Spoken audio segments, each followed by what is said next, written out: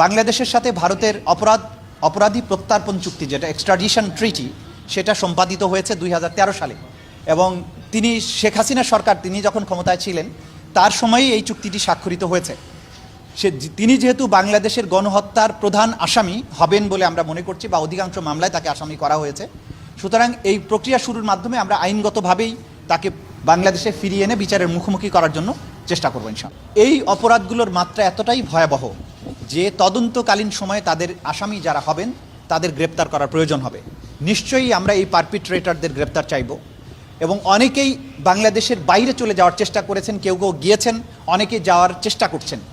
আমাদের প্রথম চেষ্টা থাকবে যে সম্ভাব্য পারপিট্রেটরস যারা আছে, যারা সম্ভাব্য আসামি আছেন, তারা যাতে আদালতের জুরিসডিকশনের বাইরে চলে যেতে না পারেন, দেশ ত্যাগ করতে না পারেন, সেইটাকে ঠেকানোর জন্য আমাদের একটা সর্বাত্মক চেষ্টা থাকবে। কারণ আসামি যদি বাইরে চলে যায় তার বিচার করা অসম্ভব কঠিন ব্যাপার হয়ে যাবে।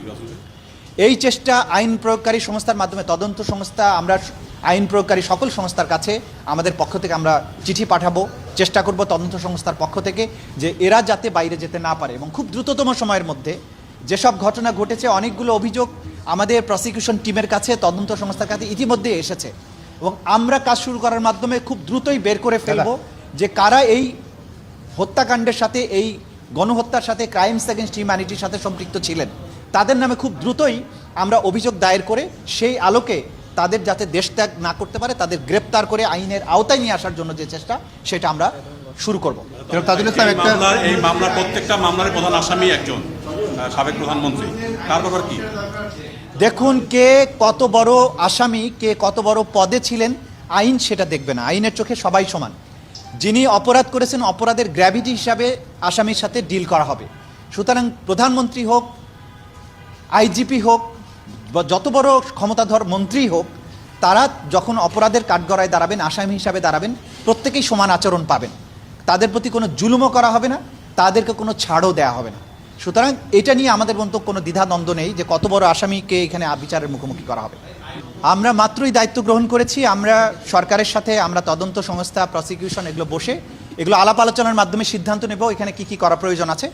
তবে আমরা আপনাদেরকে এনশিওর করতে পারি যে আগের সময়ে পতিত যে স্বৈর শাসক ছিল তারা বিচার ব্যবস্থাকে যেভাবে ধ্বংস করেছিল, যারা বিচারকদেরকে এমনভাবে কন্ট্রোল করেছে, এমনভাবে অন্যায়ভাবে রায় দিতে বাধ্য করেছে, অথবা বিচারকরা নিজেরাই এগুলোর সাথে সম্পৃক্ত হয়েছে, সেই রকম বিচারক আর কখনো এই ট্রাইব্যুনালে আসবে না ইনশাআল্লাহ। আমরা চাইব যে যেহেতু সম্ভাব্য প্রধান পারপিট্রেটর তিনি দেশ থেকে পালিয়েছেন, তাকে দেশে ফিরিয়ে আনার জন্য আইনি প্রক্রিয়া সেটা আমরা শুরু করব।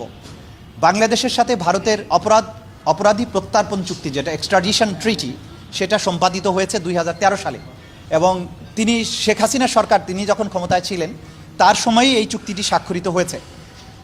তিনি যেহেতু বাংলাদেশের গণহত্যার প্রধান আসামি হবেন বলে আমরা মনে করছি, বা অধিকাংশ মামলায় তাকে আসামি করা হয়েছে, সুতরাং এই প্রক্রিয়া শুরুর মাধ্যমে আমরা আইনগতভাবেই তাকে বাংলাদেশে ফিরিয়ে এনে বিচারের মুখোমুখি করার জন্য চেষ্টা করবো ইনশাআল্লাহ। তাজুল ইসলাম, একটা প্রশ্ন হলো যে আপনি দেখেছেন একটা ভিডিও ভাইরাল হয়েছিল যেখানে সাবেক স্বরাষ্ট্রমন্ত্রী একটা ভিডিও দেখছিলেন, যেখানে একজন পুলিশ অফিসার বলে যে গুলি করি একটা, মরে একটা, ওডি যায়, আর কেউ যায় না, বাকিগুলো তারা থাকে। এই ধরনের ভিডিওগুলো কিভাবে এভিডেন্স হিসেবে আপনারা আনবেন, মানে কিভাবে এগুলো দাখিল করবেন ট্রাইব্যুনালে?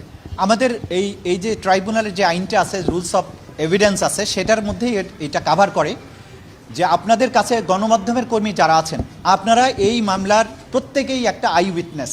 আপনাদের কাছে অসংখ্য ভিডিও ফুটেজ আছে। আপনাদের এই ফুটেজগুলো আমরা চাইবো তদন্ত সংস্থার পক্ষ থেকে, প্রসিকিউশনের পক্ষ থেকে চাইবো যে এটা আপনারা তদন্ত সংস্থাকে সহযোগিতা করবেন, দেশ এবং জাতির স্বার্থে এগুলো আমাদেরকে দেবেন। এই ফুটেজ থেকে যেটির কথা আপনি বললেন সেটা থেকেই বোঝা গিয়েছে যে এই হত্যাকাণ্ড ছিল একটা রাষ্ট্রীয় পরিকল্পনার অংশ, এবং কমান্ড রেসপন্সিবিলিটি এখানে আছে। প্রধান হিসাবে প্রধানমন্ত্রীর নির্দেশে মন্ত্রী, স্বরাষ্ট্রমন্ত্রী, আইজিপি সহ তাদের যে বাহিনীগুলো, তারা ঊর্ধ্বতন কর্মকর্তাদের বা ঊর্ধ্বতন রাষ্ট্রনায়কদের কমান্ড ফলো করে এই কাজগুলো করেছেন। তাদের এই রিপোর্টিং থেকেই বোঝা যায় যে কিভাবে নিরস্ত্র মানুষকে তারা নিশ্চিহ্ন করার জন্য কাজ করেছেন। তারা চেয়েছিলেন সবাইকে মেরে ফেলতে, কিন্তু এসে রিপোর্ট করছেন যে একটা গুলি লাগলে শুধু সেই যায়, বাকিগুলো যায় না। এগুলো হচ্ছে আমাদের বীর সন্তানেরা, যারা বুক দিয়ে বাংলাদেশটাকে আগলে রেখেছেন, যারা জীবন দিয়েছেন, তাদের প্রতি ন্যায় বিচারটা করতে হবে আমাদেরকে। সেই কারণেই এই যে ওয়াইড স্প্রেড, সিস্টেম্যাটিক এবং রাষ্ট্রীয় পরিকল্পনার অংশ হিসাবে যে গণহত্যা এবং ক্রাইমস এগেইনস্ট হিউম্যানিটি, সেইটার বিচারের আওতায় এই ট্রাইব্যুনাল। কারণ এই ট্রাইব্যুনালটা গঠিত হয়েছে, বা এই আইনটাও তৈরি হয়েছে শুধুমাত্র এই বিশেষায়িত অপরাধের বিচার করার জন্য। সুতরাং আমরা তাদেরকে এই বিচারের আওতায় নিয়ে আসবো।